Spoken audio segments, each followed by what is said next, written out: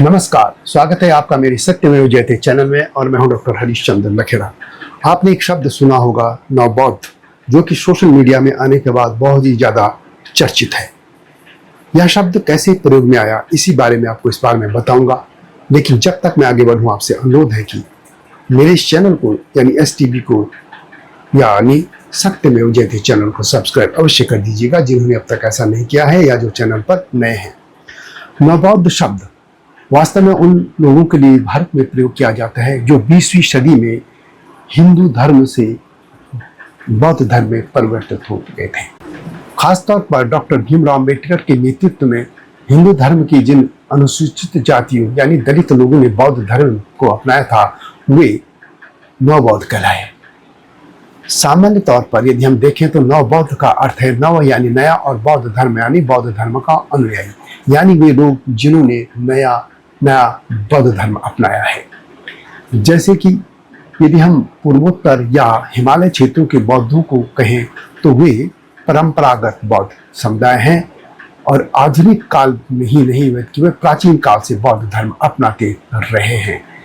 लेकिन नवबौद्धों की हम बात करें तो वे हिंदू धर्म की जाति व्यवस्था से मुक्ति के लिए बौद्ध धर्म में चले गए थे। यह शब्द 1950 के दशक में भारत में प्रचलित हुआ जब डॉक्टर भीमराव अंबेडकर ने 1956 में नागपुर में लाखों दलित लोगों के साथ बौद्ध धर्म अपनाया था। यह सामूहिक धर्म परिवर्तन था। इस सामूहिक धर्म परिवर्तन को दीक्षा समारोह के रूप में जाना जाता है। इस नव परिवर्तित बौद्धों को नवबौद्ध कहा गया ताकि इन्हें पारंपरिक बौद्धों जो कि ऐतिहासिक रूप से प्राचीन काल से बौद्ध थे अलग पहचाना जा सके। अकादमिक लेखन, सामाजिक अध्ययन और सरकारी दस्तावेजों में नवबौद्ध शब्द का प्रयोग उन लोगों के लिए किया जाता है जो अम्बेडकरवादी बौद्ध धर्म के अनुयायी हैं। यह शब्द सामाजिक और धार्मिक आंदोलन को दर्शाता है जो जाति व्यवस्था के खिलाफ संघर्ष से जुड़ा है। कुछ लोग कहते हैं कि यह शब्द डॉक्टर भीमराव अंबेडकर ने दिया, लेकिन ऐसा नहीं है। वास्तव में डॉक्टर भीमराव अंबेडकर ने स्वयं नवबौद्ध शब्द का आधिकारिक रूप से उपयोग नहीं किया, लेकिन उन्होंने अपने अनुयायियों को बौद्ध धर्म अपनाने के लिए प्रेरित किया और इसे सामाजिक समानता और मानवतावाद के साधन के रूप में प्रस्तुत किया। उनकी पुस्तक बुद्ध और उनका धम्म, द बुद्धा एंड हिज धम्म में उन्होंने बौद्ध धर्म को आधुनिक और तर्क संगत ढंग से प्रस्तुत किया जो पारंपरिक बौद्ध धर्म से कुछ हद तक भिन्न था। इस वजह से उनके अनुयायियों को नवबौद्ध कहा जाने लग गया। डॉक्टर अंबेडकर ने बौद्ध धर्म को नवयान के रूप में प्रस्तुत किया, जिसे कभी कभी नवबौद्ध धर्म भी कहा जाता है।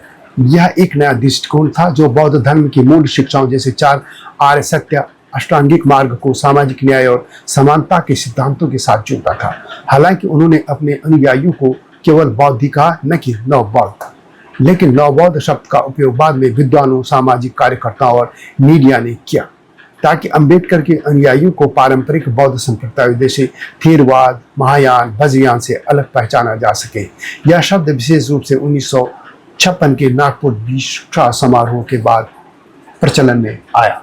इस दीक्षा समारोह के बारे में भी जान लेते हैं। 14 अक्टूबर 1956 को नागपुर में डॉक्टर अंबेडकर ने लगभग 6 लाख दलित मुख्य रूप से महार समाज के साथ बौद्ध धर्म अपनाया था।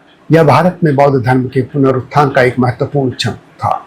इस घटना के बाद इन नए बौद्धों को नवबौद्ध कहा जाने लगा क्योंकि उनका धर्म परिवर्तन सामाजिक और राजनीतिक उद्देश्यों यानी जाति उत्पीड़न से मुक्ति से प्रेरित था जो पारंपरिक बौद्धों से भिन्न था।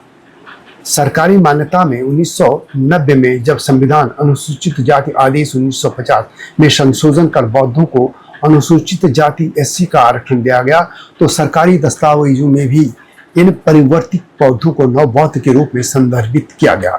यह शब्द सामाजिक और कानूनी संदर्भ में उनकी विशिष्ट पहचान को दर्शाता है। नवबौद्ध शब्द आज भी भारत में विशेष रूप से महाराष्ट्र, उत्तर प्रदेश और अन्य राज्यों में उन बौद्धों के लिए प्रयोग होता है जो अम्बेडकरवादी विचारधारा से प्रेरित है। यह शब्द उनके सामाजिक सुधार आंदोलन और बौद्ध धर्म के प्रति उनके आधुनिक दृष्टिकोण को रेखांकित करता है। इस तरह पारंपरिक बौद्ध और नवबौद्ध 2 बातें हमारे सामने आती हैं। पारंपरिक बौद्ध वे लोग हैं जो ऐतिहासिक रूप से बौद्ध धर्म का पालन करते हैं, जैसे हिमाचल प्रदेश, लद्दाख, सिक्किम या उत्तर पूर्वी राज्यों के बौद्ध समुदाय। इनका धर्म परिवर्तन सामाजिक सुधार से नहीं बल्कि ऐतिहासिक और सांस्कृतिक परंपराओं से जुड़ा है। दूसरी ओर नवबौद्ध मुख्य रूप से दलित समाज से हैं, जिन्होंने डॉक्टर अंबेडकर से प्रेरणा लेकर हिंदू धर्म को छोड़कर बौद्ध धर्म अपनाया था। उनका बौद्ध धर्म सामाजिक न्याय, समानता और डॉक्टर अंबेडकर के नवयान दर्शन से प्रेरित है। नवबौद्ध शब्द न केवल धार्मिक पहचान को दर्शाता है, बल्कि एक सामाजिक और राजनीतिक आंदोलन को भी रेखांकित करता है। नवबौद्ध आंदोलन ने दलित समुदायों को सामाजिक सम्मान, शिक्षा और आत्मसम्मान की नई पहचान दी। यह शब्द डॉक्टर अंबेडकर के दृष्टिकोण को दर्शाता है, जैसे मैंने पहले भी कहा, जिसमें बौद्ध धर्म को आधुनिक, तर्कसंगत और सामाजिक समानता पर आधारित धर्म के रूप में प्रस्तुत किया गया है।